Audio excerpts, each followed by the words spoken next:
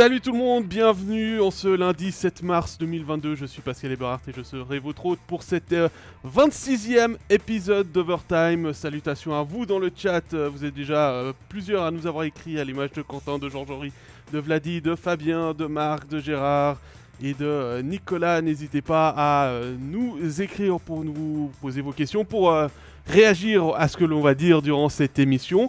Un 26e épisode où je ne serai bien évidemment pas seul, puisque je serai accompagné de deux de mes collègues, Jean-Philippe Presselwenger. Salut Jean-Philippe.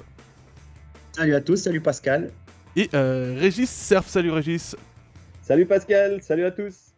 Alors messieurs, dans ce 26e épisode, on va parler dans l'ordre de Lausanne, de Genève, de Bienne, d'Ajoie et de Fribourg. Mais avant ça, on a eu une question de Marc qui nous a été posée avant le début de l'émission. Une question par rapport à la saison prochaine, puisque les playoffs de Swiss League vont commencer cette semaine avec les pré-playoffs. En cas de promotion à 14 équipes, est-ce que les groupes régionaux vont enfin disparaître et on va arriver à un calendrier équitable ? Oui, c'est simple. Oui, tout le monde jouera 4 fois contre tout le monde et on n'en parle plus. Et ce sera de nouveau un calendrier avec 52 matchs pour toutes les équipes. Ce sera comme cette saison, mais avec une équipe de plus. Et puis on verra s'il y a une équipe qui est qualifiée. On souhaite des bons playoffs et des bons pré-playoffs à toutes les équipes de Swiss League, bien évidemment. On suivra ça d'un œil particulier à partir de dimanche, Régis, avec le début des quarts de finale. Oui, un match qui sera encore à déterminer. On ne sait pas encore les affiches définitivement et rien n'a encore été tranché sur ce qu'on diffusera dimanche en fin d'après-midi. Voilà, et puis on avait une autre question de Marc, malheureusement ça va être compliqué pour nous de répondre parce que tout n'est pas encore réglé, c'était par rapport au partenariat avec Blick, le nombre de matchs gratuits, ça on peut pas encore dire, en plus c'est pas des matchs réellement gratuits au niveau de MySports, hein. On vous rappelle que MySports One est compris dans un abonnement, donc c'est pour ça que ce ne sont pas des matchs gratuits. Pourquoi pas de diffusion de pré-playoff en Swiss League ? Avec le calendrier qu'il y a cette semaine en National League de nouveau, ça va être un peu compliqué d'avoir des équipes de production sur place. Voilà pourquoi on diffuse pas de pré-playoff. Vladi. Messieurs, on se lance sur la National League maintenant, et puis on parle avec le premier club. On va aller au bord du Léman. On commence avec le Lausanne Hockey Club. Un Lausanne Hockey Club qui a eu 3 matchs cette semaine. C'était un de moins que la semaine passée, et surtout 9 points. Récolté par les Lions de John Foust avec les cartons contre Langnau et contre Lugano ainsi que la victoire à Bienne. Le LHC s'est complètement relancé dans la course à la 6e place et on a vu également l'émergence de la ligne Ria Fuchs Sekatch avec notamment ce match à 8 points de John Foust mardi soir. Jean-Philippe, puisqu'on t'a pas encore entendu, est-ce que le Lausanne Hockey Club est devenu un candidat, est devenu le favori à la 6e place ? Alors, je crois que c'est pas John Foust qui a mis 8 points, c'est Jason Fuchs. Jason Fuchs, ouais, pardon. En dehors de ça, ta question, non, je pense pas que c'est devenu un candidat au titre. Ils ont trouvé une ligne qui fonctionne bien. 6e place. Ouais, à la 6e place, ok, oui. Il reste pas mal de matchs. Il leur reste 5 matchs, dont 2 fois Zug, Fribourg, Genève et Berne. Donc, grosse fin de championnat pour Lausanne. Oui, ils ont trouvé une ligne qui fonctionne bien là, avec Fuchs au centre de Sekatch et de Ria. Ça peine un petit peu derrière, par contre. Et c'est peut-être, si d'un côté, il y a 3 matchs, 9 points, et ça, c'est positif. Une bonne dynamique, ça fonctionne. On voit que les défenseurs peuvent marquer aussi, comme contre Lugano, puisqu'il y a eu le quadruplé de Glauser et le triplé de Gernat. Moi, ce qui me fait un tout petit peu souci, c'est un peu le mutisme des autres lignes d'attaque. Voilà, on regarde un Berchi qui a plus marqué depuis 17 matchs, Kennins qui est sur le flanc pour quelque chose pour l'instant, c'est pas encore très clair pour moi en tout cas ce qui se passe. Baumgartner qu'on attendait, on lui disait il faut du temps, il faut qu'il retrouve au centre, qu'il rejoue au centre, etc. Finalement, c'est un but en 11 matchs, un but en 10 pour Paré qui est un renfort arrivé en cours de saison. On est en droit d'attendre un peu plus des lignes 2, 3, 4 du côté lausannois à mon avis. Ouais, moi je dirais quand même ce qui est positif, c'est aussi l'arrivée de Mili qui est arrivé en forme, qui a tout de suite montré qu'il pourrait compter sur lui. Je pense que ça va être vraiment un plus. Bon, maintenant ça fait 6 étrangers, la concurrence est encore un peu plus rude. Visiblement Frolic est encore pas tout à fait prêt, mais là on a Emerton et Paré qui vont se disputer une 4e place, parce que j'ai l'impression qu'il y a une hiérarchie dans les étrangers qui semble s'établir vraiment, parce que Sekatch, depuis plusieurs semaines. On l'a vu monter en puissance et maintenant toute sa ligne rayonne, si j'ose dire. On voit que Milik est plus qu'un cinquième étranger, une cinquième roue du char. Bien au contraire, c'est un vrai leader. Et puis Gernat, incontournable dans la défense, là également leader. Donc on commence déjà à avoir, je dirais, une ossature avec les étrangers. Et on sait qu'en Suisse, quand on peut compter déjà sur, on dit généralement un quatuor, mais déjà là, il y en a 3. C'est déjà pas mal. On va un bout, parce que derrière, il n'y a quand même pas que des… Il y a des joueurs qui déçoivent. Je suis 100% d'accord. Un Baumgartner fait clairement pas la saison qu'on imaginait. Il y en a d'autres, Kenins par exemple, qui sont complètement à la rue actuellement. Mais je pense que cette équipe, elle est en train de trouver sa carburation. On a souvent parlé de constance et je pense que la semaine qui vient, je ne pense pas que Lausanne peut gagner tous ses matchs et on ne jugera peut-être pas sa constance si elle en perd un aujourd'hui ou demain, par exemple, contre Zug. Mais je pense que cette semaine, c'est un peu aussi une semaine de vérité au niveau de cette constance, voir si l'équipe est capable de maintenir ce niveau qui lui a permis de battre quand même. Il faut peut-être un tout petit peu relativiser certaines perfs, parce que mettre 8 buts à Langnau avec ses gardiens 3 et 4, ça n'a rien de si exceptionnel. Le Lugano qu'on a vu quand jeudi n'était pas le Lugano qui a joué contre Fribourg samedi. Et puis, il y a une victoire à l'arraché contre Bienne. Il faut se dire que c'est vraiment bien, mais c'est un discours qu'on a souvent tenu cette saison. Il y a 2 ou 3 bons matchs. Après, il faudra quand même voir si l'équipe est capable de durer sur les performances. Mais je trouve qu'il y a des éléments qui sont très positifs, notamment ceux des étrangers. Par contre, il y en a un qui est négatif, c'est celui des goalies. C'est que c'était pas flamboyant quand même face à Lugano. Maintenant, Tobias Stephan, c'est le nouveau blessé. Il y a un vrai souci avec ça. Et sur je dirais, le moyen terme de la saison, ça peut vite quand même devenir un problème. Alors, on a quelques remarques. On a Vladi qui abonde dans ton sens, Régis, en disant que le LHC n'est pas constant cette saison. Ils peuvent gagner 1 voire 2 matchs, mais pas plus d'affilée. On a une question par rapport à Kenins, Jean-Philippe, puisque tu en as parlé. Est-ce qu'on va le revoir cette saison, le laiton à licence suisse? Si j'avais une boule de cristal, je vous dirais qu'il sera champion. Mais non, j'en sais pas trop. Je crois qu'il est clairement hors de forme. On l'avait vu sur un back-check un peu limite là. Et lui qui depuis, joue il a plus beaucoup rejoué, sur son physique, et depuis le 26 janvier, il n'a effectivement plus rejoué. Je ne sais pas. Honnêtement, je ne veux pas vous dire des bêtises, j'ai aucune idée. On m'a dit que d'un côté, on me dit hors de forme, et puis de l'autre côté, on me dit problème personnel. Donc, peut-être que c'est lié, j'en sais rien. On peut être hors de forme pour raison personnelle.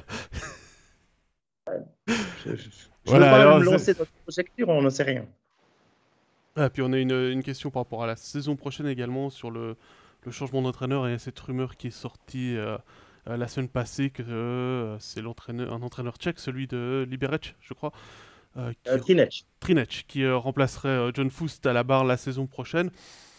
La même chose, là on n'a pas plus d'informations, donc c'est un peu compliqué de se projeter là-dessus et de se dire que voilà, John Foust ne sera plus entraîneur la saison prochaine. Après, on peut connecter les points comme on dit, c'est-à-dire effectivement avec Zoboda qui est tchèque, pourquoi pas un entraîneur tchèque.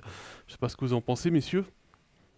Ça a une certaine logique, on a le droit d'y penser visiblement. C'est un nom qui revient assez régulièrement, ce nom-là, pour la suite. Maintenant, est-ce que John Foust reste la solution pour la saison prochaine? Tout au long de la saison, il y en a qui ont pensé que ça ne fonctionnerait pas, qui sauteraient. Finalement, il est toujours là. Son équipe est compétitive. Il nous avait dit en début de saison, et on avait un peu de peine à le croire, que son équipe allait quand même monter son niveau. Sur ce qu'on voit maintenant, on aurait tendance à le penser. Moi, je pense que c'est loin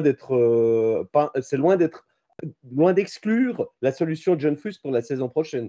Moi, j'en suis persuadé qu'il est encore un vrai candidat. On rappelle, Lausanne a joué 46 matchs, 74 points, ça fait du 609 points par match. Ils sont à peu près à 0,06 points de Davos au classement. Mais surtout, cette semaine, ça va être compliqué pour le Lausanne Hockey Club, puisque c'est l'équipe qui joue le plus, au niveau des clubs romans, puisqu'il y a 5 matchs sur l'ensemble des 7 jours qui viennent. Ce soir contre Zoug, demain à Zoug, vendredi contre Fribourg, samedi à Genève, lundi à Berne. C'est un programme qui est extrêmement chargé avec des équipes qui sont soit des adversaires directs, soit des clubs qui se battent pour la première place. Oui, c'est juste, mais si on voit un petit peu les équipes qui se battent pour la première place, on voit que Zug était diminué ce week-end à Genève, notamment dans les buts. On repose Giannoni, donc c'est bien possible qu'un des 2 matchs que Lausanne va disputer contre Zug, Giannoni soit dans les buts, et le deuxième match ou le premier pas.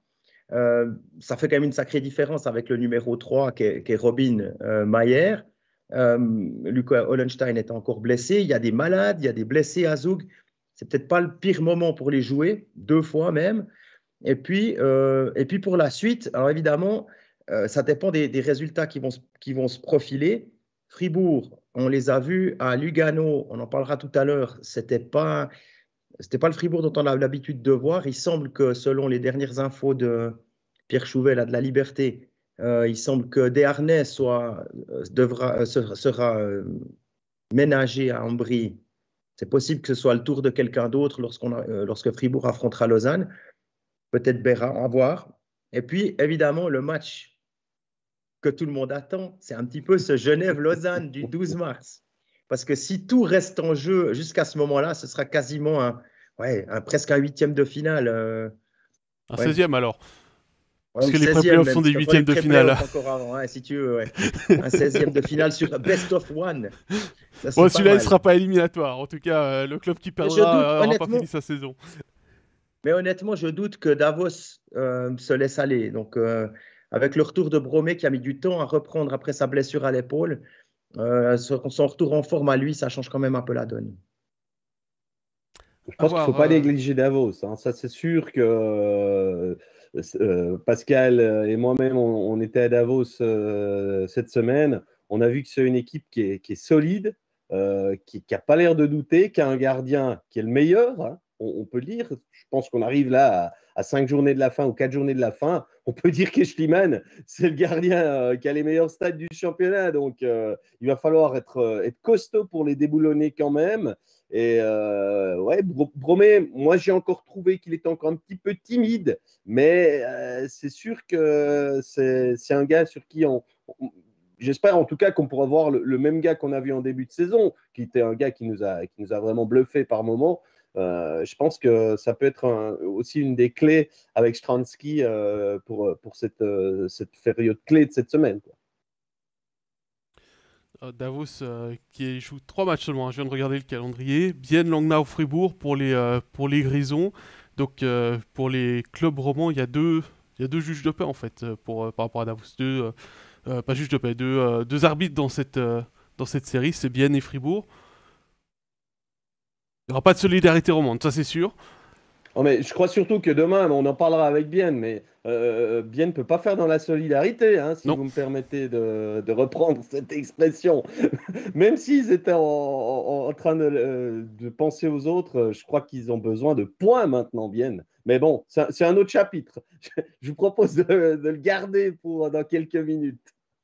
Alors, il y a 2 questions de Christian qui réagit à l'histoire du coach tchèque et qui fait peut-être une petite blague en proposant Jager pour les playoffs au Lausanne Hockey Club. Sachant que le vétéran joue toujours. Hein. Jager, ouais, d'accord, parce que Jager, il est déjà là, non? Jager, ouais. Jager, oui, mais il n'y a pas Jager. Ouais. Non, c'est pour être champion, Jagermeister, ça peut être pas mal. Ça, c'est surtout pour fêter. Non, mais le Tchèque, là, je vois le Tchèque bientôt langage officiel dans le vestiaire. Je veux dire, quand il y a Petr Svoboda aux manettes, c'est un Tchèque qui a un réseau. Alors, il a un réseau en Amérique du Nord, oui, mais il a aussi un réseau dans son pays ou avec les gens qui ont joué en Amérique du Nord, mais qui sont Tchèques.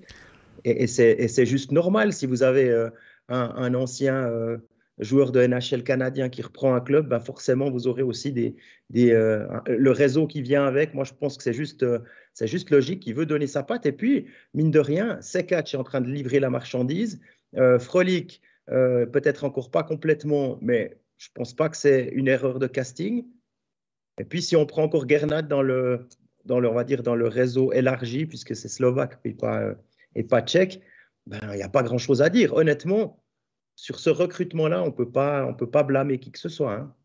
Alors Christian dit quand même qu'il plaisante par rapport à Jagger au LHC. Et puis l'autre question que je voulais prendre, c'était un retour sur John Foust. C'est plus une remarque de la part de Claude qui nous dit John Foust a sa part de responsabilité, il n'a pratiquement pas arrêté de brasser ses lignes. Maintenant, il a au moins les 2 premières au top à ne pas chambouler. Ouais, clairement, bah là, il ne les chamboule pas, hein. Je veux dire, la première ligne, j'ai fait les comptes, ça fait 10 matchs. Ça fera 11, je pense, ce soir qu'elles jouent ensemble. Donc, clairement, il a trouvé l'alchimie et il est pas bête non plus, hein. Il a beau être contesté parfois dans quelques choix, comme tout entraîneur, j'ai envie de dire, mais il voit bien que ça fonctionne. Et puis là, il a une top ligne, hein. Vraiment, ça peut être très, très intéressant de voir contre Zoug, par exemple, aujourd'hui, demain, voir comment ils arrivent. Après, il faut voir aussi quelle défense Zoug aura, hein. J'ai vu au dernier match, s'il jouait à 6, s'il y avait un jeune Fogel là encore. Donc, je ne sais pas si c'est le Zouk de référence qu'on aura sur ces 2 matchs. Je ne suis pas sûr du tout quand même. Mais une chose est sûre, c'est vrai qu'il a commencé maintenant à avoir des vraies lignes qui doivent être durables. Et ça devrait faire quelques étincelles. Et puis on a une dernière question sur le Lausanne, celle de Fabien par rapport aux affluences. Est-ce que les affluences vont remonter en cette fin de saison? Comment expliquer, tout simplement?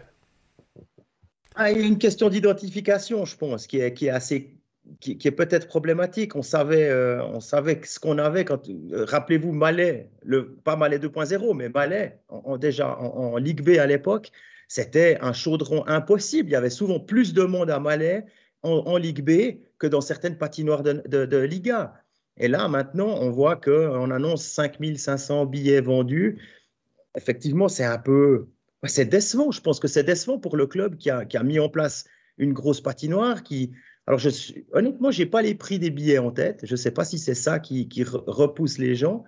Bien, s'il y a trop d'offres hors hockey, ou qu'est-ce qui a changé entre Malais et maintenant? Il y a les propriétaires qui ont changé avec une certaine façon de faire. Est-ce que c'est ça qui dérange les gens? Est-ce que c'est plutôt un reste des restrictions liées au Covid?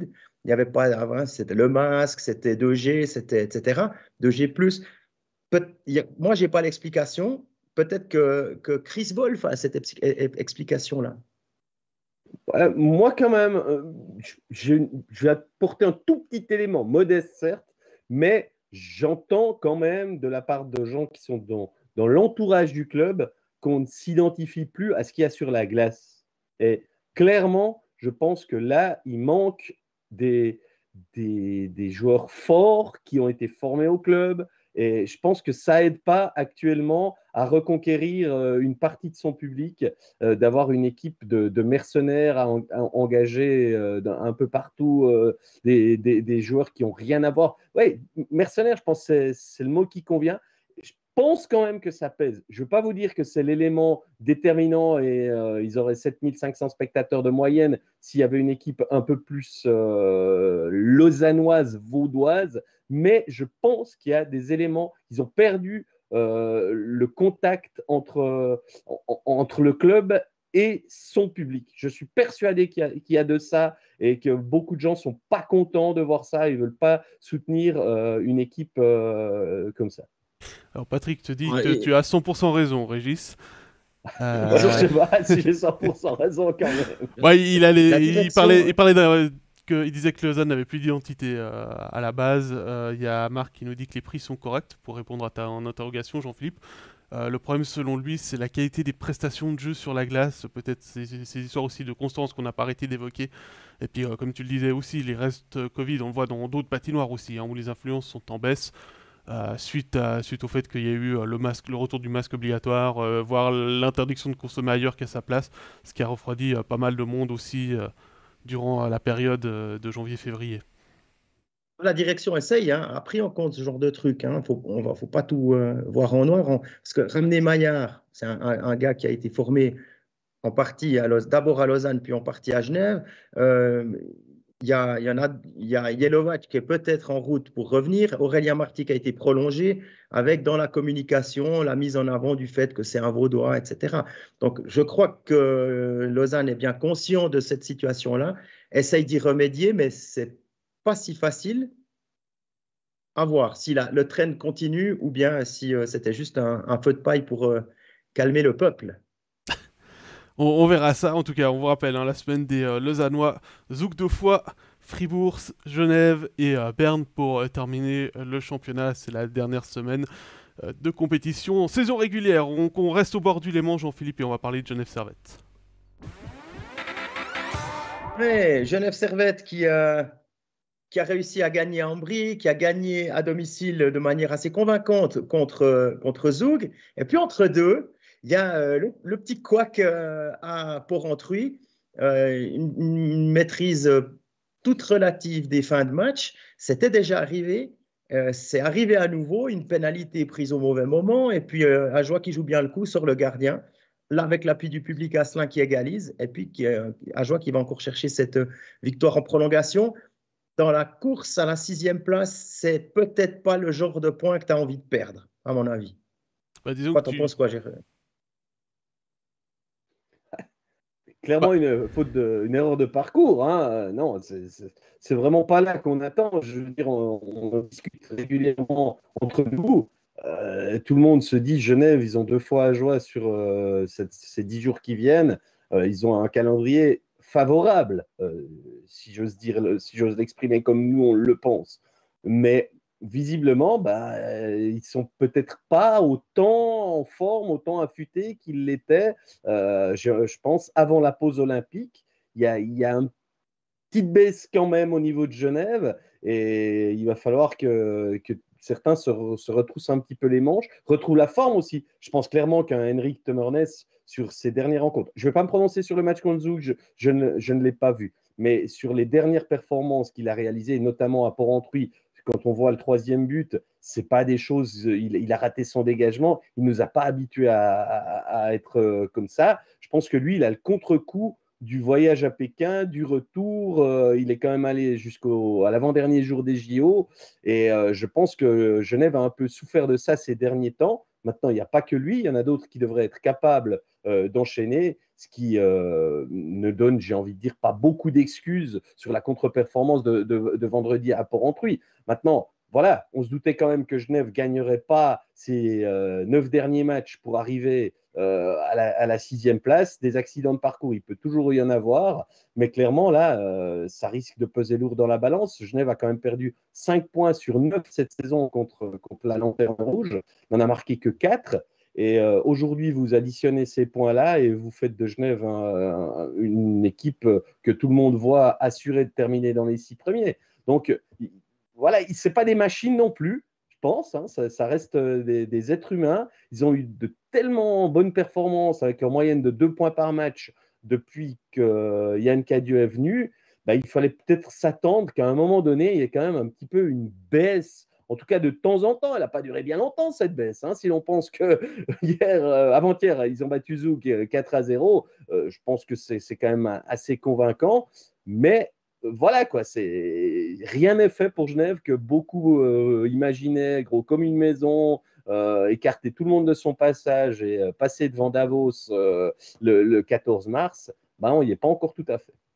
Non, on n'y est pas encore tout à fait. Et puis pour relever ce que tu disais, Jean-Philippe, c'est la 3e fois en 3 matchs que les Zec prennent un but dans les 5 dernières minutes en infériorité numérique contre Ajoie. Donc là-dessus, c'est comme le dit quasiment Quentin, on est quasiment pas loin de la faute professionnelle de la part des hommes de Yann Cadieux contre Ajoie. On va aussi donner un peu de crédit à Ajoie, bien sûr.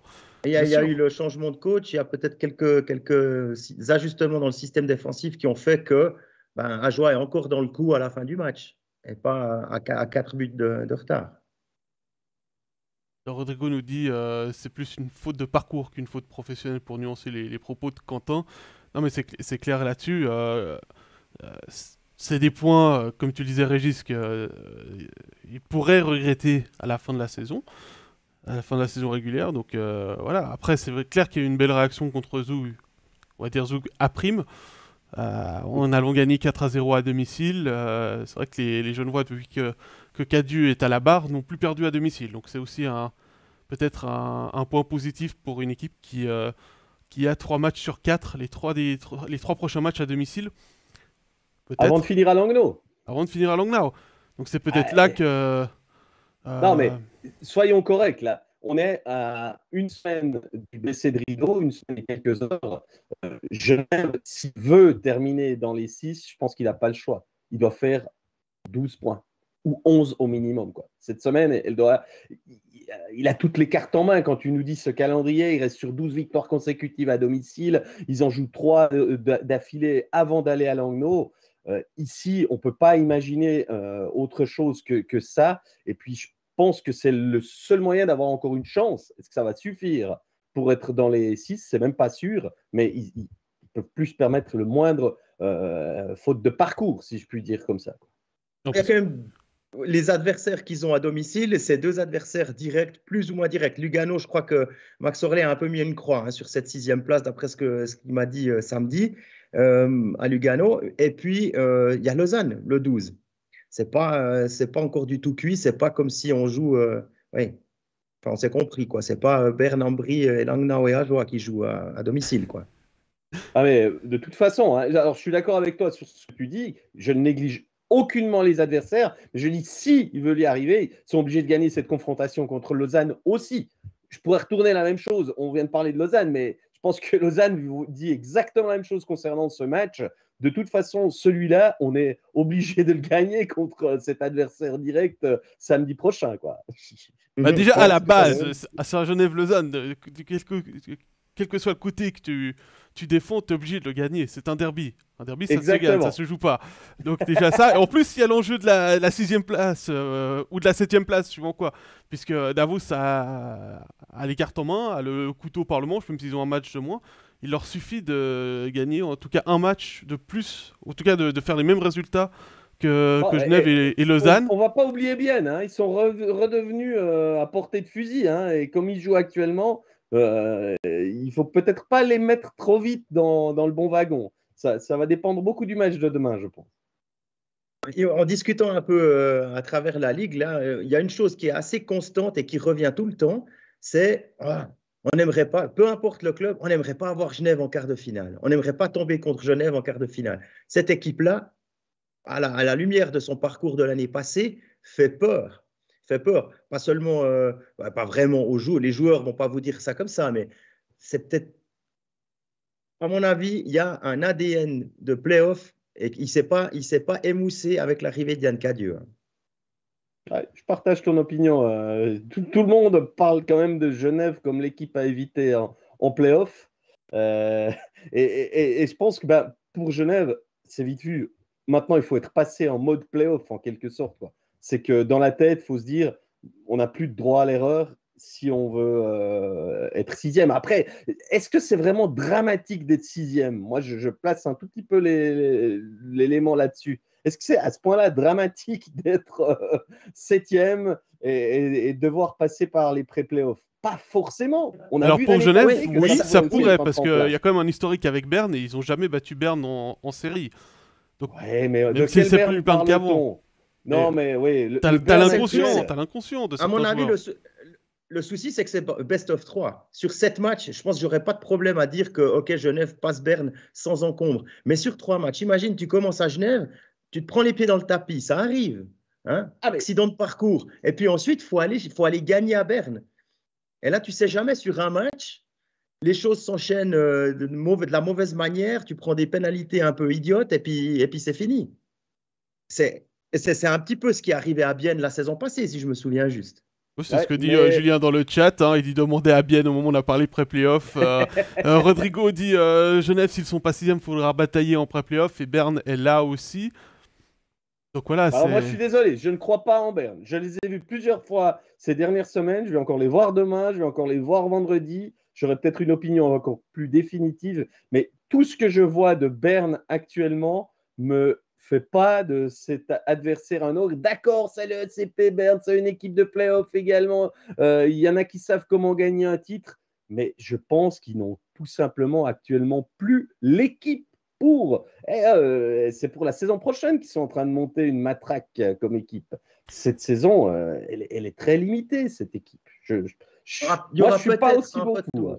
avec eux. Peut-être un retour de Tristan Chervet qui s'est fait opérer à la cheville avant les JO. Il est censé revenir pour cette période. Voilà, mais il s'entraîne, il me l'a dit. Inscrit dans le marbre. Voilà, après, l'autre chose, c'est que si c'est pas Berne, c'est Lugano. Donc ça veut dire tu as quand même un long déplacement dans ces 3 matchs. Si tu dois aller au 3e match, ça risque de jouer aussi, d'avoir les kilomètres, même si Lugano, dans ce cas-là, aura 2 longs déplacements pour le 3e match. C'est aussi un facteur qu'on peut prendre en compte. Évidemment, moi, c'est ces 3 matchs qui sont... Enfin, c'est le jeu, hein, c'est comme ça, c'est la même chose pour tout le monde. C'est le seul petit risque que je vois.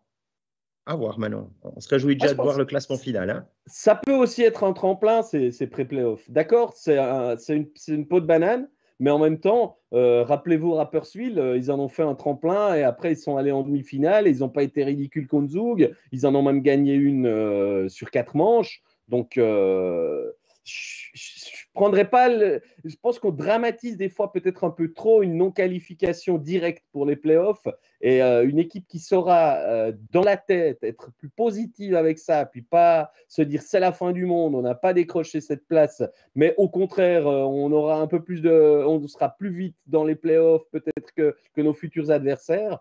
Elle n'en sera pas moins dangereux et je ne pense pas que ça prétérite des chances d'aller très loin en play-off, de devoir passer par cette case-là. Voilà mon sentiment. Alors, on a quelques questions. Alors déjà, il y a Quentin qui nous dit qu'il a discuté avec Thomas Thierry, le défenseur de Berne, et Berne ne veut pas de Genève en pré-playoff. Pas étonnant. Surprise. C'est une surprise. Il y a Fabien qui nous dit, est-ce que Genève a vraiment la même équipe que l'année passée pour avoir le même impact physique en play-off? Il y a quand même des joueurs qui peuvent jouer physique. Hein. Il y a Noah Roth, bien évidemment. On avait vu l'année passée l'impact qu'il avait eu sur la série contre Fribourg. Il y a Winnick, il y a Richard. La liste, elle est assez longue. Hein, donc, il y a Pouliot qui peut aussi, s'il a besoin.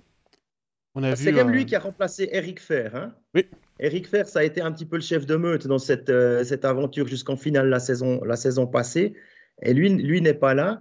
Mais à mon avis, dans le jeu, Pouliot, il peut très bien faire l'affaire. Il manque pas grand-chose, en tout cas, par rapport à la saison passée, à ce niveau-là. Voilà. Et puis, deuxième question, cette fois-ci de Rodrigo. Quel gardien à Genève si blessure d'un des ceux qui sont devant la cage? C'est toute la problématique. Pour l'instant, on fait confiance à Gauthier Desclous du côté de Genève Servette. On touche du bois du côté de Genève Servette pour qu'il reste en forme.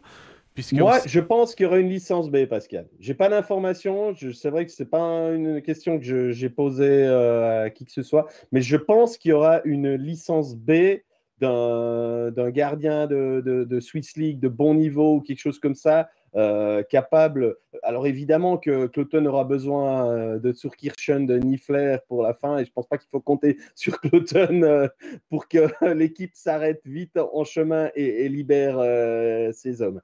Mais je pense qu'à Genève, on ne peut pas avoir sous-estimé ça. Il y a eu trop de problèmes tout au long de la saison pour qu'ils ne mettent pas encore une carte de côté à ce niveau-là. Je pense que ça peut apporter une solution supplémentaire. Ça. Puisque tu parles de Niffler sur Kirchhoff, est-ce qu'on pourrait imaginer, grande hypothèse, hein, j'ai aucune source là-dessus, aucun rien, c'est juste une hypothèse comme ça dans l'air, qu'un des gardiens éliminés en National League parte à Cloton et que Niffler fasse le chemin de Genève? Pourquoi pas. Ça reste plus qu'une hypothèse, une possibilité même. Voilà, pour répondre à... Tim Wolf, il n'est pas zurichois? Je dis ça, je dis rien.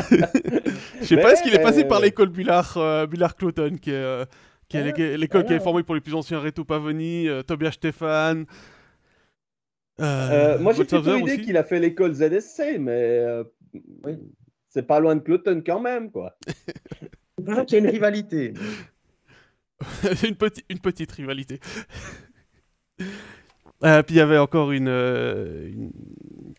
faut que je retrouve... Ah oui, c'est Vladi qui nous demandait, puis finalement, dans ce qu'on discute là, on a l'impression d'écarter Ambry. Est-ce que Ambry a encore une chance, puisqu'on est sur les pré-playoffs avec Genève, est-ce qu'Ambry a encore une chance de passer devant Berne, en sachant que les Léventins ont 11 points de retard sur Berne, mais ils jouent une fois contre Berne. 9 points, c'est pas 9? 9, pardon. 9, pardon. C'est moi qui... J'ai calculé dans l'autre sens.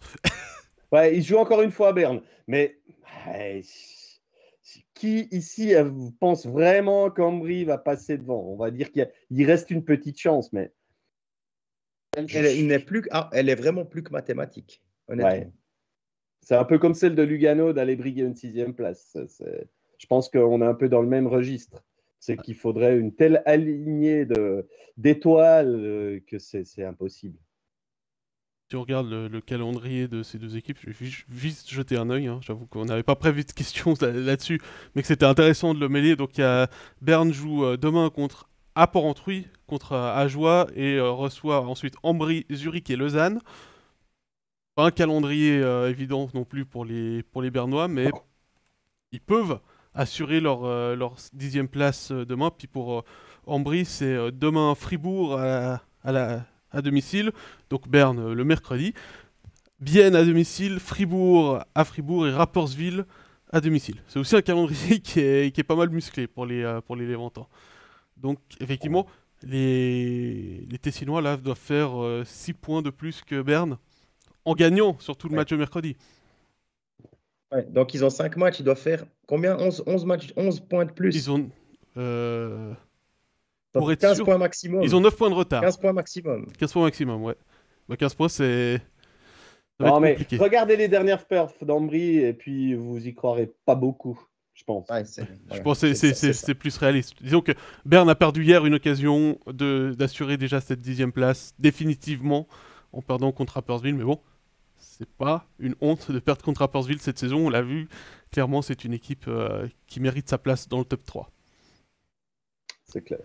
Un supporter fribourgeois, il faudrait que tu mettes ton prénom pour que je puisse le citer puisque tu es avec une page, clairement. Il nous dit Fribourg pourrait perdre pour aider Ambry. Je pense pas que ce soit dans l'idée de Christian Dubé. Non, je pense pas non plus. Mais chez personne, hein, je pense.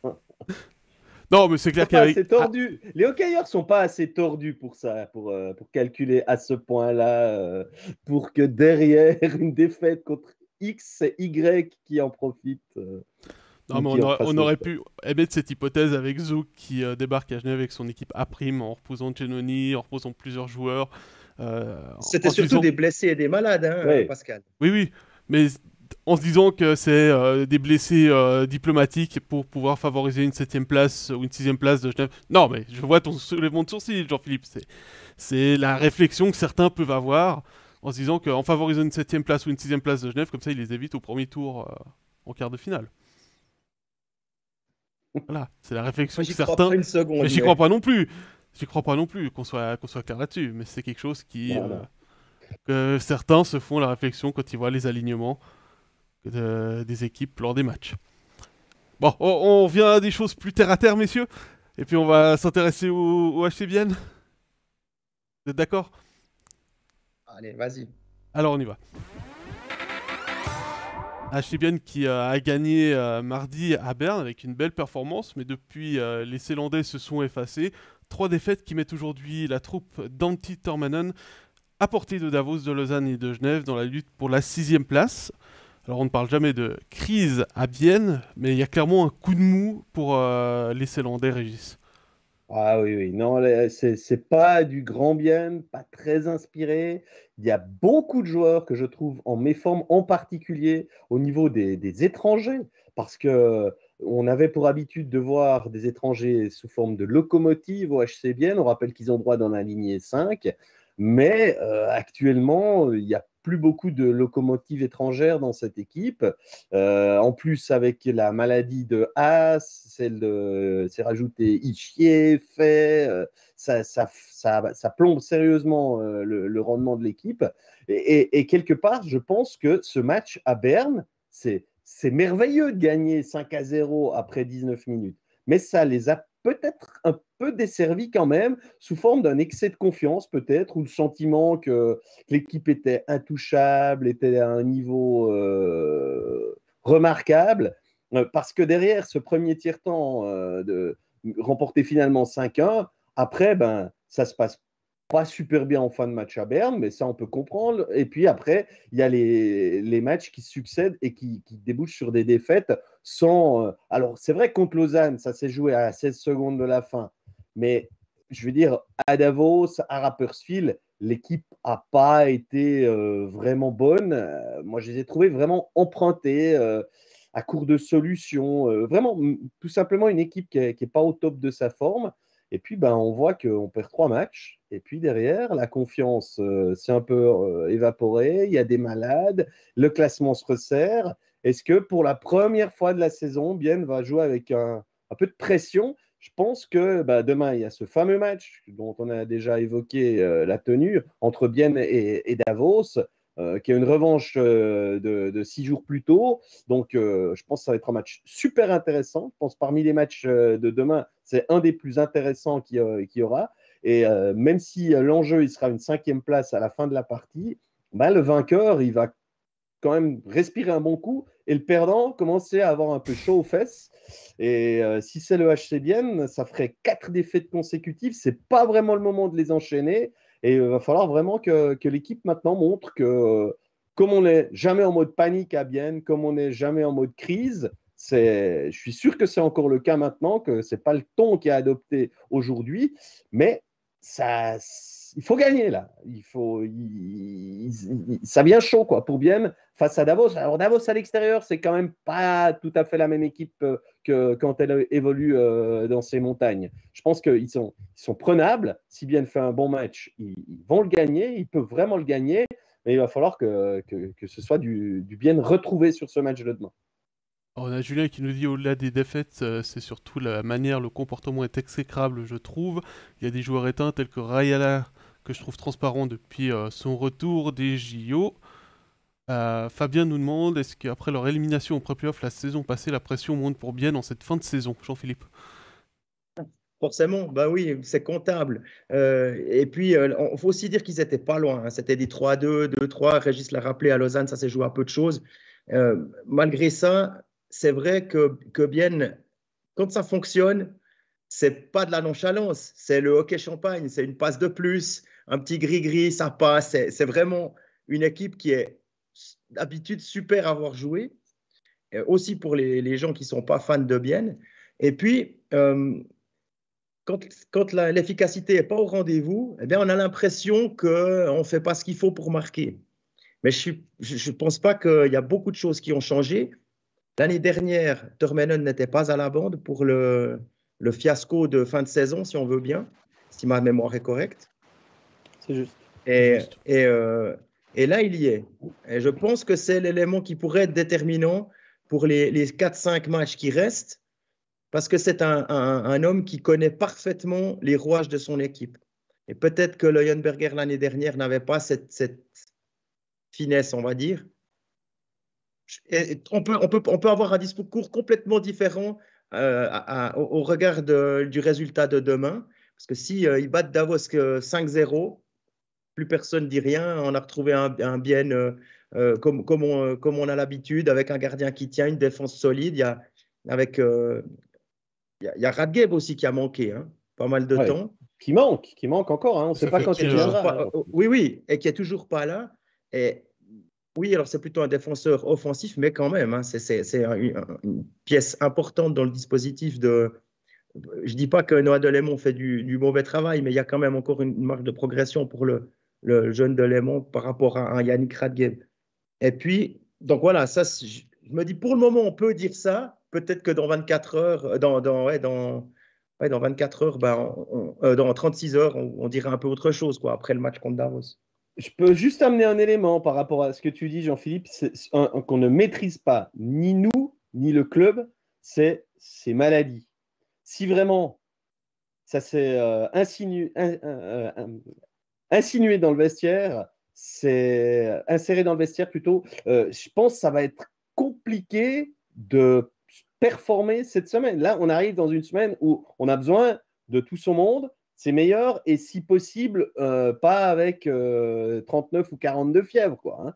Donc, je pense que cet élément-là, même si je te rejoins sur beaucoup de choses, je mets juste un petit doute sur cet aspect-là. Moi, je pense qu'il y a des joueurs qui sont en méforme peut-être Rayala, parce qu'il n'avait pas rentré des JO très frais, qu'il a fêté, on peut le comprendre, comme on peut le comprendre pour Tom Ernest, qui lui n'a certainement pas fêté cette 4e place, mais on peut comprendre que c'est des périodes intenses, qui après débouchent sur quelques semaines un peu plus compliquées, mais pour d'autres, peut-être que c'est périodes plus difficiles. Je veux dire, un Fabio Aufer, il est transparent ces derniers temps. Je ne sais pas, c'est peut-être aussi lié à la forme, mais peut-être aussi à la maladie. Voilà, ce facteur-là, s'il vient vraiment perturber l'équipe, que demain, il y a une équipe qui est encore boiteuse avec ça, tout Antti Termeinen qu'il est, et tout le respect que j'ai pour lui, peut-être que cette fois-là, il n'aura pas sa baguette magique pour leur redonner la santé. Je ne sais pas, je mets ça sur la table, mais on peut parler de beaucoup de choses, mais il y a des paramètres sur lesquels on peut que attendre, quoi. Alors, pour reprendre les propos de Christian, il vaut mieux être en même forme maintenant, Régis, quand même, plutôt qu'en play-off. Donc c'est mieux d'avoir les problèmes de maladie maintenant, et puis peut-être la semaine prochaine, s'il y a les pré-playoffs, avoir tout le monde qui est à 100%, ou Ouais, dans 2 bah, semaines pour le début ouais, alors, des quarts de finale. si tu es vraiment en méforme maintenant, que ça se passe mal, que tu finis 7e et puis que tu perds en plus les pré-playoffs, ben, en l'espace de 10 jours et demi ou 15 jours, tu auras tout perdu, quoi. Fier de ce côté-là se voit aussi. C'était Julien qui disait le seul point positif de ces derniers matchs, c'est le premier but en National League de Delémont. Oui, Ouais, c'est c'est un bien peu pour ironique, je lui. pense aussi. Oui, bien sûr. Mais c'est très bien pour lui. Il faut que les choses se passent. Il a montré qu'il était capable de prendre une place dans cet alignement. Quand il fallait remplacer Victor Löw, il l'a aussi très bien fait. Il a eu du temps de jeu en power play. Maintenant, on a aussi vu Stamfli qui dirigeait ce power play. Oui, c'est un point positif, certainement, oui. Et c'est encore plus positif pour lui qui est un défenseur à vocation plutôt offensive. Donc, on lui demande de savoir marquer des buts. On le sentait quand même venir, ce but, un jour ou l'autre. Et puis, je suis en train de me demander, mais de tête, j'ai pas, mais il me semble qu'il n'avait même pas encore marqué, même en Swiss League. En tout cas, cette saison, je suis quasi sûr que j'ai raison, mais il me semble qu'il a pas eu la réussite offensive de toute sa carrière, que ce soit offensivement en National League ou en Swiss League. Donc, c'est d'autant plus remarquable. Mais j'ai pas cherché la confirmation de ce que Je suis en j'avance. train de le faire. Je vois dans le chat que Rodrigo pose la question pour Radgeb. Où est passé Yannick Radgeb? Il a été touché au dos avant la, la trêve olympique et il est toujours en train de se soigner, d'après les informations que j'avais. Et puis pour répondre à ta question, Régis, il n'a pas encore marqué en Swiss League tout court. Ouais, En non, enfin, voilà. 9 matchs, playoff compris. Voilà, donc c'était vraiment son premier but professionnel pour Noah Delémont. Ça, et Julien dit on prend le positif où il y en a pour répondre à son affirmation de tout à l'heure. Non, Il a bien raison. il continue en disant j'attends une grosse réaction demain, le HCBN a toujours su réagir quand il le fallait, mais il faut que les leaders se réveillent. Là, je pense que ça peut être le mot de la fin sur ce HCBN. On rappelle le calendrier, donc demain contre Davos, le match peut-être le plus important pour les Ceylandais. Ensuite, vendredi, déplacement à Ambry, samedi, réception de Zoug et lundi, réception de Lugano pour terminer la saison régulière. Et puis, on va remonter quelques kilomètres en direction du nord pour aller à Port-Entruy, Régis. Ajoie qui a fait le travail, on va le dire comme ça, hein, en gagnant à domicile. Ça a été plus compliqué le lendemain face à Davos. C'était d'ailleurs un joli petit clin d'œil d'affronter en l'espace de 24 heures deux équipes qui sont directement à la lutte pour participer aux playoffs avec on va dire du côté du HC Ajoie, une saison où il n'y a plus grand-chose à espérer, question résultat, sinon améliorer un tout petit peu ce parcours qui a parfois été chaotique. Je constate qu'à domicile, c'est une équipe qui est au niveau où on l'attendait avant la saison, c'est-à-dire qu'elle est à nouveau prête à mettre ses tripes, à donner largement plus que le 100% pour contenter, pour faire plaisir à son public. Ça paye quand même avec une victoire contre Genève, une victoire contre Zurich en moins d'une semaine, Après, enchaîner, quand on est comme ça, ben, c'est plus compliqué. Il n'y a pas de profondeur d'effectif. Et aller à Davos, c'était une fois de plus compliqué. Moi, surtout, ce que j'ai envie de retenir de ce HC Ajoie actuel, c'est que j'ai vraiment l'impression qu'il y a des joueurs qui ont retrouvé la confiance. Et où ça se voit le plus, c'est si vous regardez un jeu de puissance, parce que auparavant, c'était balbutiant, c'était à tout point de vue une pitié, les power play avant la pause olympique.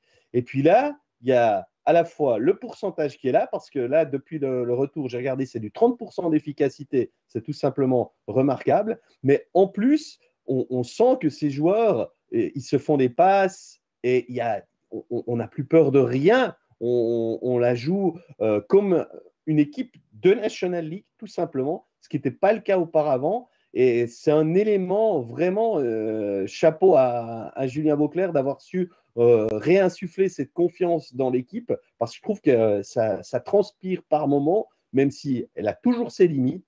Ben c'est pas mal ce qui est proposé et je pense que c'est plutôt rassurant peut-être pour la saison prochaine. En fait, tu viens de répondre à Damien avec ta dernière phrase, puisqu'il me demandait si c'était l'effet Vauclair. Oui, on a vu aussi que le jeu est différent en phase défensive, où on a abandonné complètement les stratégies zone ou homme-to-homme qui avaient été mises en place par Gary Sheehan en cours de saison, qui avaient été changées. Là, on a plus un bloc regroupé devant le but pour essayer de boxer out l'adversaire et rendre les tirs aussi un petit peu plus faciles. Il y a toujours autant de tirs. Hein, mais il y a moins de tirs aussi dangereux pour... Regardez les expected goals pour ceux qui connaissent un tout petit peu le site de la Ligue, où après, quand on commente un match, environ 1 minute après le tiers, on affiche les expected goals, c'est-à-dire les chances réelles de marquer estimées sur des choses plutôt objectives. Et on se rend compte que Ajoie n'est plus dominé comme il l'a été au niveau de ses expected goals. Contre Genève, je crois que c'était équilibré, par exemple. Même que Genève a 50 tirs cadrés, ça veut bien dire qu'ils n'étaient pas dans des positions où ils marquaient automatiquement ou une fois sur deux. Donc, je trouve que là, ça donne une petite idée de l'évolution du système défensif qui est pas toujours très joli à voir. Cette bétonneuse jurassienne de temps en temps, ça peut paraître un peu ennuyeux et heureusement que toutes les équipes ne jouent pas comme ça. Mais enfin, je crois qu'à l'heure actuelle, on peut comprendre qu'ils jouent comme ça. Le but, c'est aussi de retrouver le plaisir, comme tu l'as dit, pour les joueurs, parce que sinon, l'été va être long. Christian nous dit, quand tu coaches avec 4 blocs et pas 2,5, ton powerplay devient soudainement plus efficace. Et puis Georges-Henri, avec 4 étrangers valides pour Vauclair, c'est déjà plus facile que pour Gary. 5. Oui, 5, puisque Fortier ne joue pas. Moi, c'est quelque chose qui m'a un petit peu surpris quand même à Davos, c'est-à-dire qu'il a, à part Wolf qui était annoncé blessé légèrement, absence préventive, on est venu avec Eberhardt et Rissanen pour ce match. On a remis la même équipe devant. Pourquoi ne pas remettre Fortier à ce moment-là pour reposer un des étrangers, même s'il n'y a rien derrière, mais il y a quand même, c'était quand même une longue semaine et j'ai trouvé quand même qu'Ajoie samedi était moins en forme que vendredi soir, aussi parce que les émotions étaient moins élevées que lors d'un match à domicile. Moi, peut-être que Julien Vauclair a peut-être une bonne explication. Typiquement, si tu as 4 étrangers, même fatigués, qui ont un super sens du jeu, puis un qui a un peu moins, qui a un sens du jeu un peu moins développé, peut-être que tu laisses les gars qui checkent tout plutôt que de reposer quelqu'un. Oui, moi je pense. C'est totalement valide aussi comme argument. J'ai aussi une autre analyse, c'est que pendant le coaching Gary Sheehan, on a entendu beaucoup de commentaires sur le fait que ça changeait énormément, parfois même 3 fois pendant le même match au niveau des lignes, des ajustements continuels. Et je pense que la méthode aussi de Julien Vauclair, c'est à l'inverse de miser sur une grande stabilité, ne pas du tout déstabiliser qui que ce soit en changeant le coéquipier de ligne, en amenant quelqu'un. Voilà, il a trouvé ses 20 joueurs. Et puis, il y a aussi cette volonté de ne pas bousculer ce qui fonctionne. Je pense qu'il y a de ça également. C'est quand même quelque chose qui va beaucoup changer, hein, à Ajoie. Il va pas garder la bande, Julien Vauclair, je pense pas. Hein. C'est en tout cas pas c'était pas son envie au moment où il a dû l'apprendre il y a quelques semaines. J'ai Non, pas c'est encore pas. entendu de nom hein, pour reprendre l'équipe l'année Bah, prochaine. non, Jean-Philippe, il y a clairement des priorités qui ont été établies avec Julien Vauclair. On est les premiers à arrêter le championnat puisqu'Ajoie sera l'équipe au repos lundi. Le championnat s'arrête samedi. Tout ce qui avait été mis sur la table en termes de contrat, de négociation, tout ça est en stand-by. Il n'y a rien qui se signera, quoi qu'il en soit, avant que lui ait terminé son job de coach, c'est-à-dire samedi soir. Voilà, une première explication.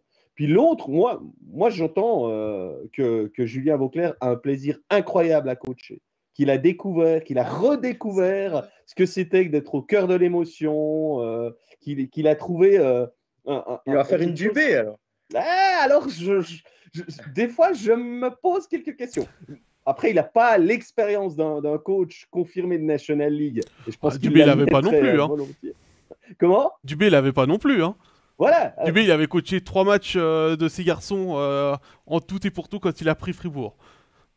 Alors, c'est pour ça que je ne mets pas complètement de côté l'idée que Julien, non pas s'accroche, mais reste tout simplement. Parce que je suis persuadé que dans le vestiaire, il fait l'unanimité auprès de son équipe. Et puis, si vraiment lui a ce plaisir-là, pourquoi pas quand même. C'est une solution que j'écarte pas. Évidemment que de toute façon, s'il fait ça, il faudra l'entourer. Il aura besoin de quelqu'un un temps pour l'assister au niveau de la technique. Ajoie, de toute façon, passe par l'engagement de 2 personnes du staff au minimum la saison prochaine. Et ça, tout le monde en est conscient. Mais peut-être garder les 2 casquettes avec de l'aide, comme Gerd Sennhauser aide Christian Dubé, comme Pavel Rosa le fait. Je ne serais pas surpris complètement de ce scénario-là. À suivre. On a des questions avant de parler de l'actualité du HC Ajoie. De l'autre actualité du HC Ajoie, c'est Frédéric qui ne devait pas être là au début de l'émission, qui nous demande si les joueurs des équipes qui arrêteront lundi soir leur championnat puisqu'ils seront éliminés vont pouvoir prêter des joueurs via licence B à d'autres. Il me semble qu'on en a déjà parlé, et oui, c'est le cas, c'est possible, mais ces démarches devaient être faites avant la date limite des transferts pour les joueurs suisses, donc mi-février, et les joueurs étrangers, c'est-à-dire la semaine passée, mardi 1er mars, comme pour tous. Oui. Voilà. Et on m'a laissé entendre sur les patinoires de Swiss League que Holton et Cloton avaient mis pas mal d'argent pour se payer des licences B très intéressantes en vue des playoffs. Voilà, c'est tout ce que j'avais à dire. Je ne donnerai pas de nom. Maintenant, à voir aussi si si ces clubs-là veulent aider des clubs de National League avec des joueurs, hein, parce que c'est clair que si Holton et Cloton viennent aussi en mettant des moyens pour avoir des joueurs de ces équipes pour les playoffs de Swiss League, ça peut aussi balancer les choix de certains joueurs. Et puis, donc je disais, il y a une autre actualité au niveau du HC Ajoie, on l'a appris ce matin, Jordan Howard a prolongé d'une saison. Jean-Philippe, le capitaine qui prolonge, c'est une bonne nouvelle pour le HCA? C'est une bonne nouvelle pour lui surtout, parce que si tu as encore envie de jouer et que tu as tout ce qu'il faut, on te donne la possibilité de le faire à 35 ans, une 22e saison dans le club. Alors oui, il avait eu des touches pour partir un petit peu à Berne, Bienne, Langnau, mais sinon ça a été le fidèle parmi les fidèles, Jordan Howard. Si tout va bien, il aura 1000 matchs pour Ajoie au moment d'arrêter sa carrière. Pourquoi pas retirer son numéro 93, à voir. Enfin, il y a plein de choses qui sont en route là, mais après, je le vois plutôt avec un temps de jeu qui va descendre gentiment. Hein. Je ne sais pas quel est votre avis là-dessus, mais logiquement, avec l'arrivée de Thierry, on va pouvoir un peu mieux encore répartir les temps de jeu. Disons de ce que je vois, parce que c'est vrai que j'ai pas beaucoup commenté Ajoie. J'ai regardé quelques matchs, mais j'ai pas beaucoup commenté Ajoie. C'est que Jordan Howard joue sur le 2e powerplay, notamment avec Rouillet. Je pense que là, il y a une place pour Thomas Thierry sur le powerplay. C'est pas une place qu'il avait à Berne, mais il va pouvoir développer d'autres habilités en allant à Porrentruy. Il aura un autre rôle que ce qu'il avait à Berne. Donc peut-être partager les tâches avec le capitaine lors de la saison prochaine. Il est droitier, hein, Thierry. J'ai pas ça sous les yeux, il me semble. Ben oui, Oui. non, c'est Oui. une affirmation. Il est Ah, j'ai cru droitier. que tu réfléchissais à haute Non, voix. non, non, non, je suis assez sûr. Je suis assez sûr. Mais bon, à voir. Régis, t'en penses quoi? Moi, Le je suis très capitaine, dubitatif. il s'accroche. Ouais, moi, j'ai l'impression que, bah, voilà, il a prouvé cette saison que c'était très compliqué. Il aura une année de plus. Je sais que c'est une statistique qu'on ne doit pas mettre en avant, mais il a quand même nettement le pire plus-minus de National League. Et c'est quand même pas le fruit du hasard et simplement parce qu'il est dans une mauvaise équipe de National League. Moi, je trouve que c'est clairement la saison de trop et qu'il aurait dû se retirer. Voilà ce que je pense. Je pense que c'est pas raisonnable. J'espère qu'au moins il va avoir la bonne idée de se dire je suis là pour entourer et pas pour manger du temps de glace, parce que clairement, ce n'est pas possible que Jordan Howard soit un défenseur top 4 de National League. Excusez-moi, enfin voilà quoi. Aujourd'hui, je trouve qu'il avance plus. Et moi, je trouve qu'il a pas le niveau de National League. Il l'avait probablement il y a 4 5 ans, mais moi, j'ai eu de la peine à comprendre qu'il avait prolongé, si ce n'est parce que je pense qu'il a vécu une saison comme beaucoup de merde, en tout cas très compliquée d'un point de vue relationnel dans le vestiaire avec le coach et des choses comme ça. Puis il n'a pas envie de terminer sur cet aspect-là, mais là, c'est des considérations plus personnelles que pour l'équipe. Je sais que c'est pas facile de trouver des défenseurs de National League si on n'a pas des moyens, de bons moyens. Alors peut-être qu'il y a vraiment un souci à ce niveau-là et qu'Ajoie n'a aucune piste pour trouver des défenseurs pour mettre dans son équipe. Mais voilà, moi, au moins miser sur quelqu'un qui a un potentiel de développement. Là, je suis désolé, mais à son âge, je ne peux pas imaginer un potentiel de développement. Hein. Il aura 38, donc ouais, moi je trouve que c'est pas vraiment une bonne signature. Voilà. C'est aussi. J'ai plombé l'ambiance, excusez-moi. Non, mais Non, j'allais non, dire, non, mais c'est aussi partagé dans le chat là-dessus. Hein. Y a pas tout le monde y a- qui est satisfait de la prolongation de Jordan Lawrence pour les mêmes arguments que toi, Régis. On rappelle comme le programme des Ajoulots pour cette dernière semaine de National League pour eux, puisque demain contre Bernat Porrentruy, mercredi à Genève, vendredi contre Langnau et samedi à Rapperswil pour terminer la Je peux juste saison dire une régulière. chose, Oui, Pascal, vas-y. c'est que si Ajoie gagne demain, ça n'a peut-être pas beaucoup de signification pour la plupart de la Suisse, mais de son histoire, dans un match officiel, Ajoie n'a battu qu'une seule fois Berne. Et je pense que demain, il y aura une équipe quand même qui sera très, très motivée et qui aura les couleurs jaune et noir. Ça tombe bien, il me semble que Berne joue en jaune et noir aussi. À l'extérieur, il joue en clair. Il joue en jaune à l'extérieur avec des numéros en noir.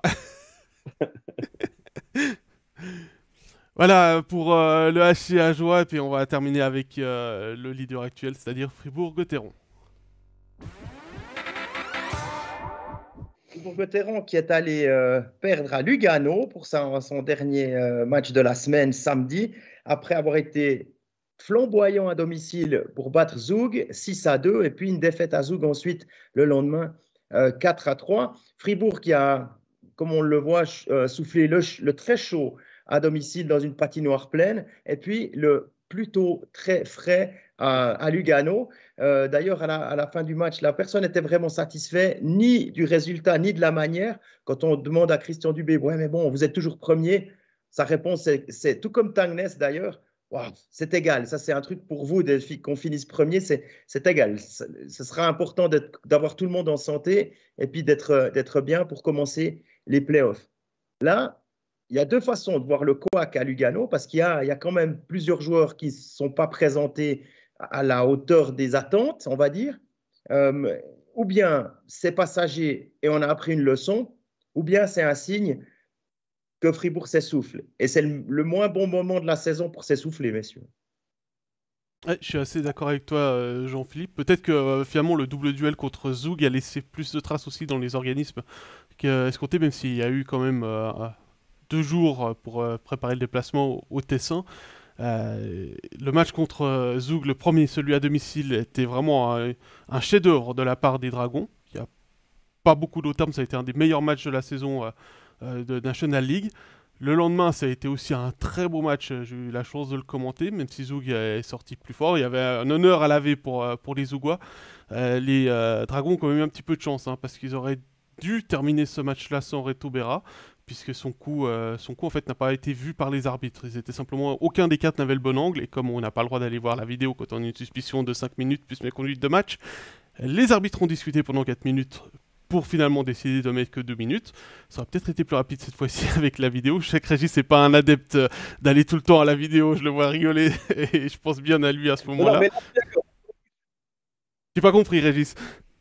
je suis d'accord, hein, qu'il faudrait avoir recours à la vidéo pour ça.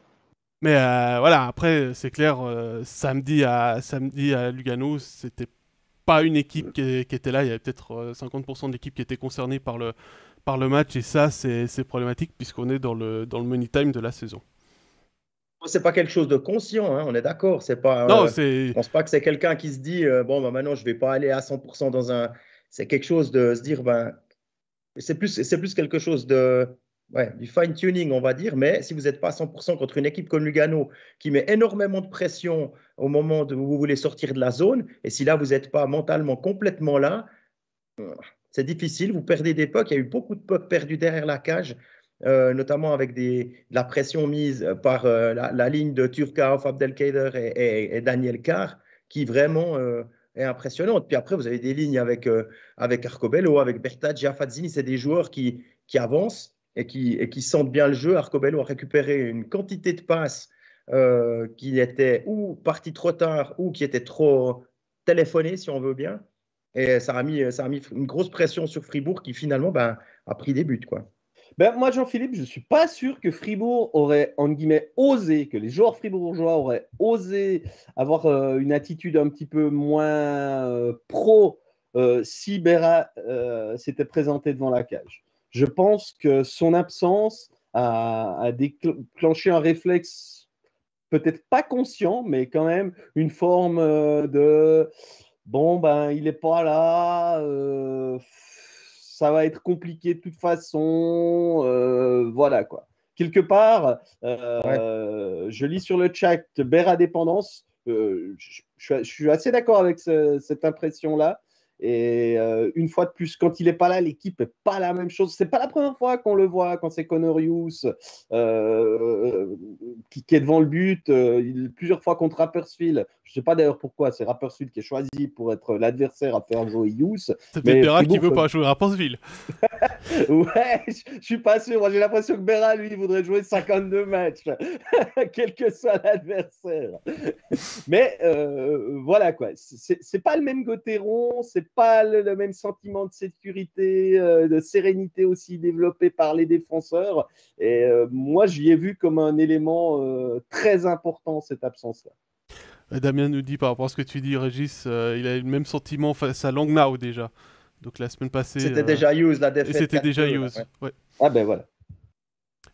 Ouais, là, on voit aussi que Fribourg a perdu à Zug, a perdu à Lugano, 2 défaites de suite. Cette année, c'est arrivé que 2 fois avant. Et c'était très tôt dans la saison. Il y a eu 4 défaites de suite lorsqu'ils sont allés. La première, c'était l'inauguration à Ambry. Puis ensuite, il y a eu 3 défaites. Puis après, ça a été un run jusqu'au premier. C'était quand? Jusqu'au 26 octobre. Puis ensuite, là, il y a de nouveau eu 3 matchs de perdus à domicile contre Bienne, contre Zug en prolongation et puis à Lausanne. Et puis après, c'est tout. C'est plus jamais arrivé. Et là, encore une fois, on a l'impression que ça peut arriver à Fribourg, quoi, ce genre de choses. À la maison, ils n'ont plus perdu depuis je ne sais plus combien de matchs. Alors, c'est comparable à ce qu'on a pu dire avec Genève. C'est un de Cette plus que BCF Genève. Arena, un de plus, ça fait 14, alors Au, 13 ou 14. au niveau consécutif, c'est un de plus, et je crois qu'au niveau sur la saison régulière, c'est 3 matchs perdus. Donc, voilà, ça, je discutais avec Nathan Marchand qui me disait, ouais, mais regardez, c'est incroyable, il y a du monde tout le temps, il y a du bruit tout le temps. Et puis, c'est vraiment un plus pour cette équipe de jouer à domicile. Donc, là, ils ont perdu 2 fois à l'extérieur. Il n'y a pas. Voilà. Je C'est pense pas pas le qu'il moment faut de paniquer. paniquer pour Fribourg. Hein. Non. Ils sont en tête, ils ont tout ce qu'il faut. Pour l'instant, tout le monde est est en santé. On rappelle que Berra était suspendu, hein, il n'était pas blessé ou malade. Évidemment, après, on peut faire des conjectures en se disant, ouais, mais si. Bon, on va déjà Non, voir mais quand ça arrive, quoi. moi, Mais je pense qu'il faut. C'est vrai que Faut pas Berra, faire des c'est une pièce polémiques. hyper importante. C'est pas polémique. Ben voilà, mais voilà, c'est pas 2 défaites. Je pense que si on fait un drame après une défaite pas, sur un pas bon match à Lugano, d'accord, on se met d'accord là-dessus. Mais si on fait une polémique sur le fait qu'ils ont perdu 2 fois d'affilée, non mais où va-t-on, quoi? Je veux dire, ils ont le droit de Non, perdre 2 fois. bien sûr, c'est pas une polémique du tout. À chaque fois, ils ont réussi à rebondir. C'est ça que je voulais mettre en avant. Ils ont une fois Oui, perdu 4 fois de suite, ils ont rebondi. Ils ont une fois perdu 3 fois de suite, ils ont rebondi aussi. Donc, c'était juste pour montrer que, bah voilà, il y a 2 défaites de suite, c'est 2 fois à l'extérieur. Je rappelle encore que, à domicile, ils ont vraiment une saison extraordinaire. Rappelez-vous que si vous gagnez tous vos matchs à domicile, hein, maintenant, pour Fribourg, ils sont champions. Hein. Oui, en étant des premiers, c'est clair. Fabien nous dit c'est compliqué aussi ces matchs de fin de saison régulière quand tu es déjà qualifié, tu dois gérer, tu veux éviter les blessures. Le relâchement est compréhensible. Un relâchement qui est toujours inconscient. Hein. C'est ce qu'on disait par rapport aussi à Hughes, c'est peut-être inconscient, c'est pas volontaire de la part des joueurs de se dire ah, on a Lugano, on a Hughes dans les buts.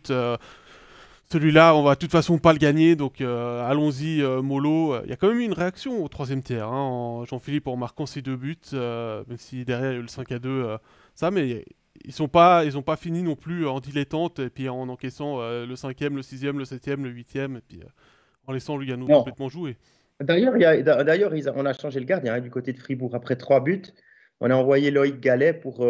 Même si Hughes n'était pas, à mon sens, Motif. mis sous la lumière, il n'a rien fait de faux sur les 3 premiers buts. Et Loïc Gallet, à mon sens, s'en est bien sorti. Il a un joli style de gardien. Il était toujours à l'heure, même sur les passes à travers sa peinture ou devant sa peinture. Il était à l'heure, il était bien posé. On voit qu'il a des bonnes bases. Il a un gabarit qui est correct, hein, qui est presque 1 mètre, c'est 1,89, 84 kilos, si je me souviens juste. Et puis au-delà de ça, il y a eu un retour à Fribourg. Il y a un retour dans l'équipe fribourgeoise en licence B pour la fin de la saison. Un homme bien connu, hein, c'est Boubi. Lopère.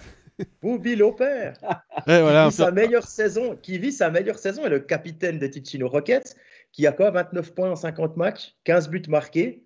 Et puis ça donnera un petit peu de la latitude à Christian Dubé. Pour l'instant, Jobin, je crois, était blessé, mais ça donne un peu de latitude à Christian Dubé au moment où on dit qu'est-ce qu'on fait. Est-ce qu'on veut jouer avec Rantakari? Donc il faut quelqu'un qui ait un petit peu le style Brodin dans la ligne en question.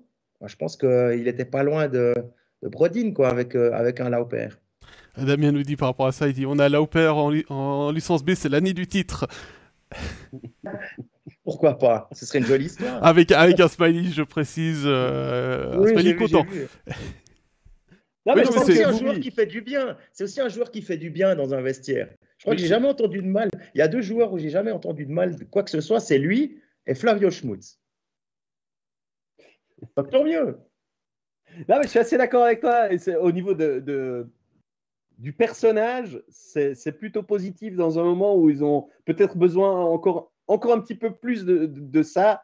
Par contre, est-ce que sur la glace, lui qui était quand même déjà assez limite sur ces dernières saisons qu'on a vues de lui en National League, il nous bluffait pas, on se disait pas que c'était un joueur indispensable au HC Ambri-Piotta par exemple.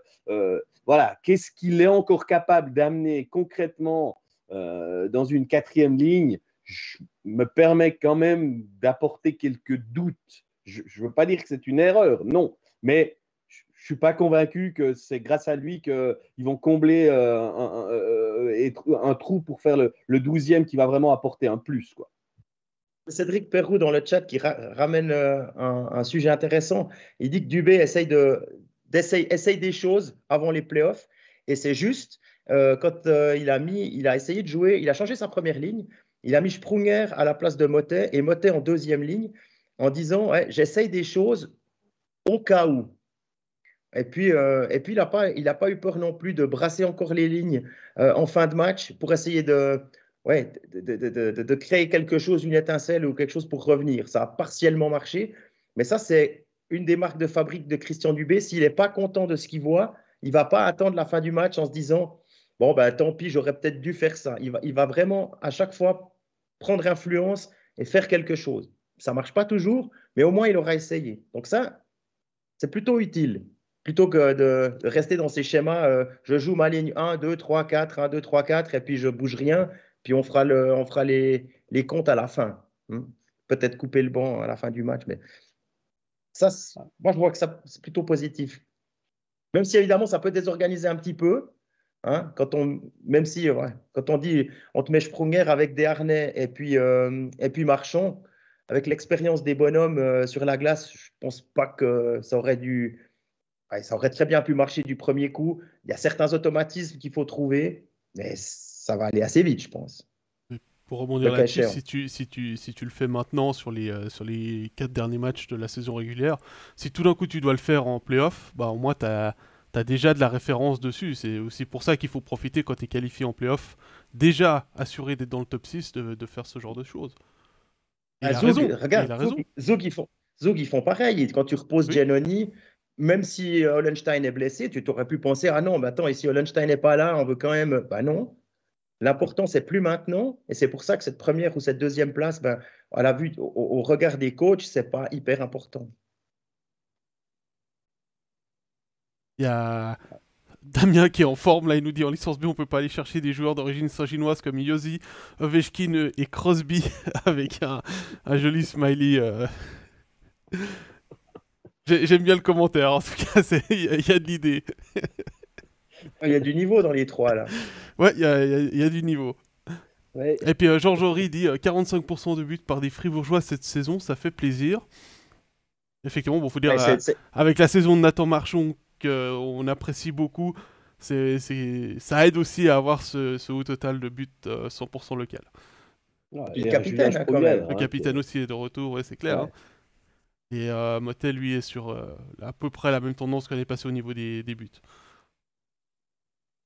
C'est vrai que Ah, c'est c'est pas mal. sûr. Hein. On a parlé identification à Lausanne. Ben voilà, Fribourg y est dans ce moment-là. Il a le public, les résultats, le jeu aussi, parce qu'il ne faut pas oublier que le jeu présenté correspond à ce qu'on peut espérer, pour ne pas dire rêver, quand on soutient un club. Donc forcément, tout se marie pour que les éléments plaisent. Tu attires aussi le public, amène le public, on le sait. Quand on voit l'ambiance, ça se dit partout, cette ambiance à Fribourg. Tout le monde a envie d'aller tôt ou tard voir ce que c'est. Voilà, une machine qui pour l'instant marche bien, gagne bien. Est-ce que ça va suffire? Puis c'est plutôt aussi positif pour essayer de compenser les effets négatifs au niveau financier des saisons, la saison et demie écoulée. Hein. Parce qu'il ne faut pas se leurrer, là, c'est des entrées qui ont pas été budgétées à guichet fermé, assurément pas. Et il y a un plus qui peut compenser, ou si ça a déjà été compensé ou déjà été mis à l'équilibre, quelque chose d'utilisable pour la suite. On va terminer en Ouais, là, il y a rappelant. une bonne Oui, question sur les joueurs qui sont en fin de contrat. Je crois qu'il y a tout le monde qui est plus ou moins d'accord de dire que je crois qu'il y a Marchand en 2023. Il y a Marchand, Motet, Sprunger de tête. Il y en a 5 ou 6. Qui c'est qui ne voudrait pas continuer? Sprunger a expliqué que lui prenait année après année maintenant, ce qui est plutôt raisonnable. Et puis, à voir maintenant ce que Marchand, pourquoi partir, honnêtement? Vous les voyez, vous moi, je pense qu'il y a ce côté. Je pense que Christian Dubé, quelque part, tient le couteau par le manche dans ces négociations-là. Alors, oui, il y a de l'identification. Ils savent ce qu'ils ont à Fribourg. Il y aura peut-être une possibilité de gagner plus ailleurs, mais l'envie de partir, c'est comme arracher quelqu'un à Zurich. Arracher quelqu'un à Fribourg, c'est compliqué. Hein. Ouais. À moins qu'il y ait quelque chose comme il y a eu avec Ebicher, où au début, l'état d'esprit était peut-être pas là. Il y a eu peut-être des mauvaises compréhensions, comme ça, des attentes d'un côté qui ne pouvaient pas être remplies à ce moment-là. On a vu ça avec Glauser aussi.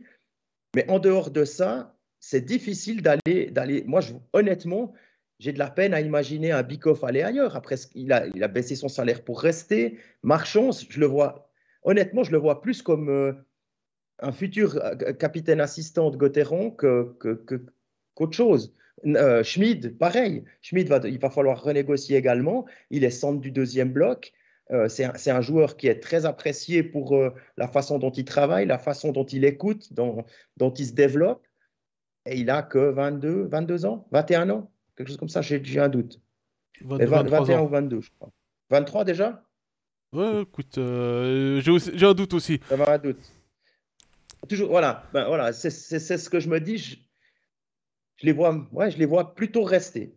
Bah, ce qui plaide dans ta faveur, dans ce que tu dis là, c'est que les joueurs là donnent l'impression, ces trois que tu as cités, d'être heureux dans leur rôle, d'avoir une vraie place dans l'effectif, de vraiment compter, et ils le rendent bien à l'équipe en ayant le rendement.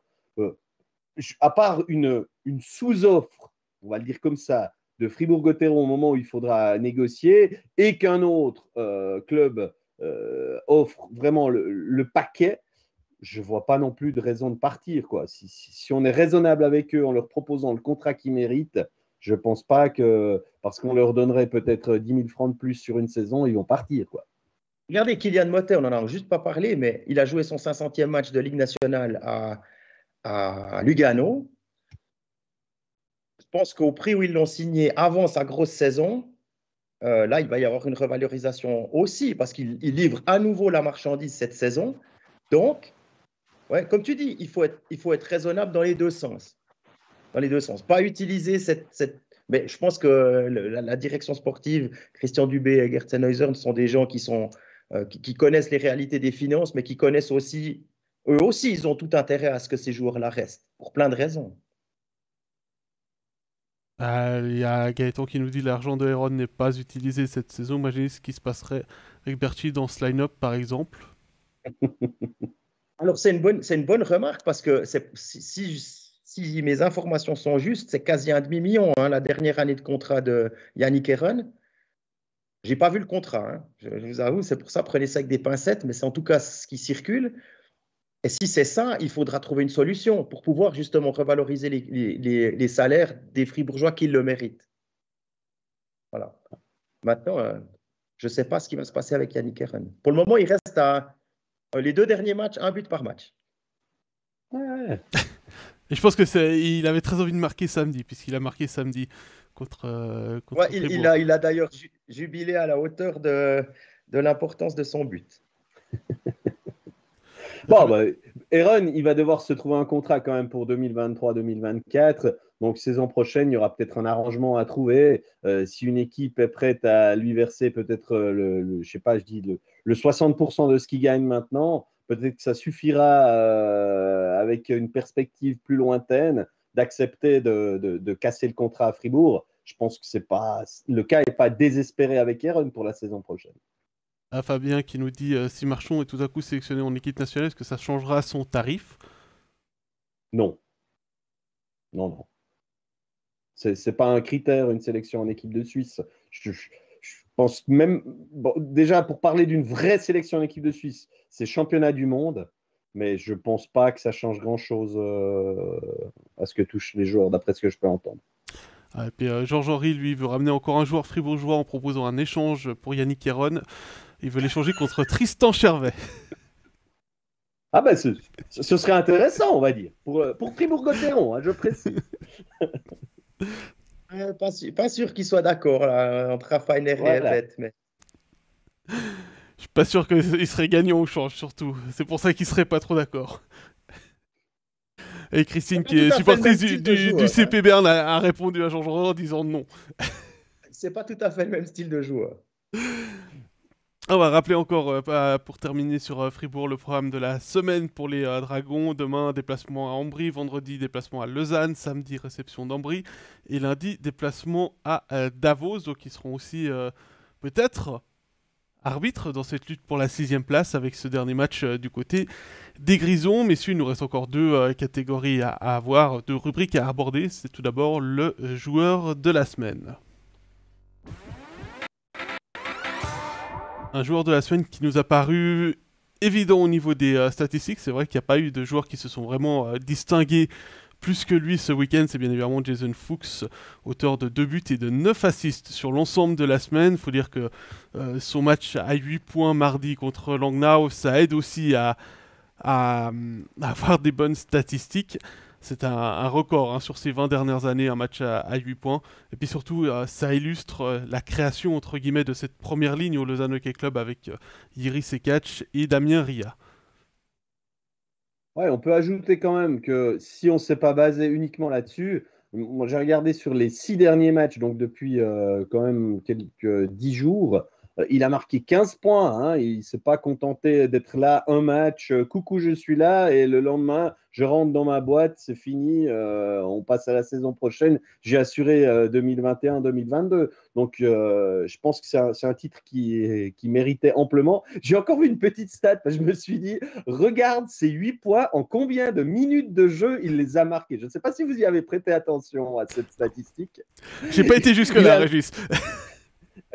Il n'a même pas joué 15 minutes, il a joué 14-46. Donc, il ne nous a pas fait une Winnick ou une DeVos à 23-24 minutes, mais 14 minutes 46 de présence sur la glace et 8 points. Le ratio est quand même pas mal. Hein. Ouais, ça fait un point toutes les 90 secondes à peu près. Hein. C'est pas mal. Même un petit peu moins. Impressionnant. Puis on rappelle aussi que Jason Fuchs a été plusieurs fois déterminant en fin de match ou en prolongation, c'est lui qui marque, etc.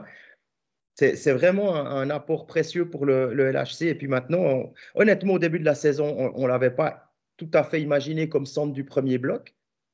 Il a fallu du temps, mais John Fuchs a trouvé la première partie du puzzle, on va dire.